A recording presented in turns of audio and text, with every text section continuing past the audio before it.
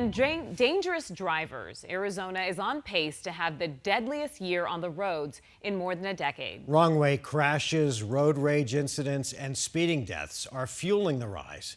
Team 12's Michael Doudna is live in Phoenix tonight with a closer look at these grim numbers and what can be done, if anything, to make our roads safer. Michael?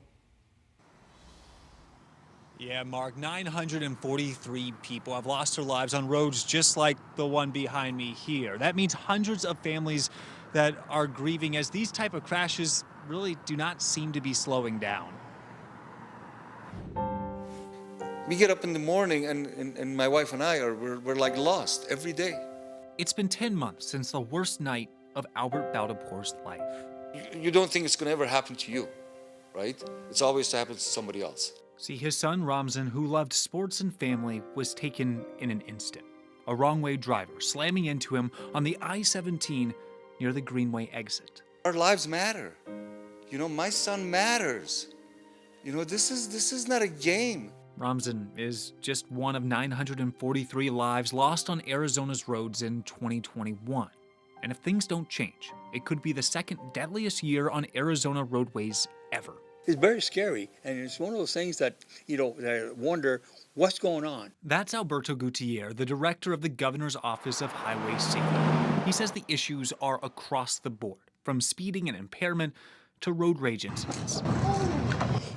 And while laws and technology aim to cut down on dangerous driving, Gutierrez says many of these deadly drives rest with those behind the wheel.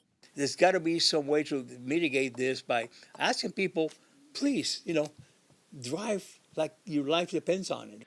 But for the families impacted, they want to see more, because each one of these 943 deaths represents another person who will never come home, another family left to pick up the pieces. The leaders have to take the steps that leaders take, right? Solve problems so these things doesn't happen to anybody else.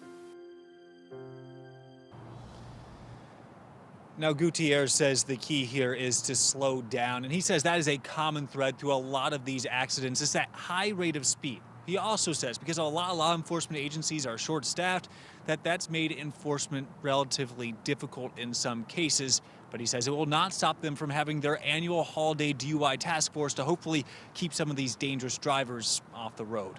We're live in Phoenix. Michael Doudna, 12 News.